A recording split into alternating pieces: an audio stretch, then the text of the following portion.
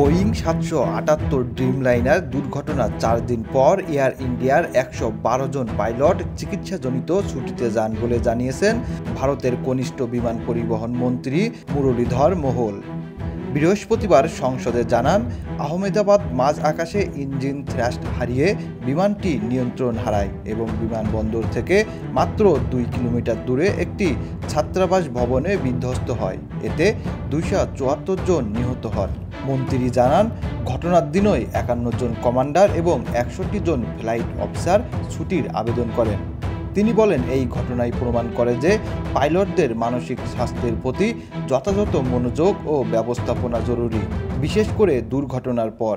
লোকসভায় এক প্রশ্নের উত্তরে মোহল বলেন, ২০২৩ সালের ফেব্রুয়ারিতে এয়ারলাইন্সগুলোকে নির্দেশ দেওয়া হয় যাতে তারা চিকিৎসা পরীক্ষার সময় পাইলটদের মানসিক স্বাস্থ্য নিরীক্ষার জন্য দ্রুত ও কার্যকর পদ্ধতি চালু করে।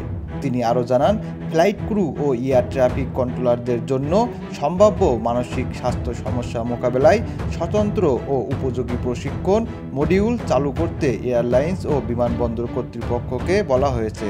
এছাড়াও সহকর্মী ভিত্তিক সহায়তা গ্রুপ গঠন করে পাইলট ও এয়ার ট্রাফিক কন্ট্রোলারদের এমন সমস্যাগুলো চিহ্নিত ও মোকাবেলায় সাহায্য করতে পরামর্শ দেওয়া হয়।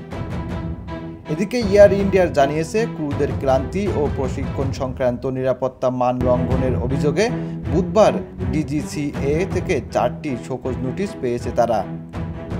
এই নোটিশগুলো গত ১ বছরে এয়ার ইন্ডিয়ার স্বেচ্ছামূলকভাবে জমা দেওয়া তথ্যের ভিত্তিতে পাঠানো হয়েছে।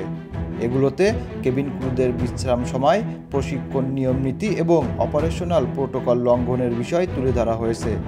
বৃহস্পতিবার এক মুখপাত্র বলেন, আমরা এসব নোটিশ পেয়েছি এবং তা স্বীকার করছি। এগুলো গত ১ বছরে আমাদের স্বেচ্ছায় জমা দেওয়া তথ্যের ভিত্তিতে পাঠানো হয়েছে। আমরা যথাযথভাবে জবাব দেব। তিনি আরও বলেন, আমাদের ক্রু ও যাত্রীদের নিরাপত্তার প্রতি সর্বোচ্চ প্রতিশ্রুতিবদ্ধ।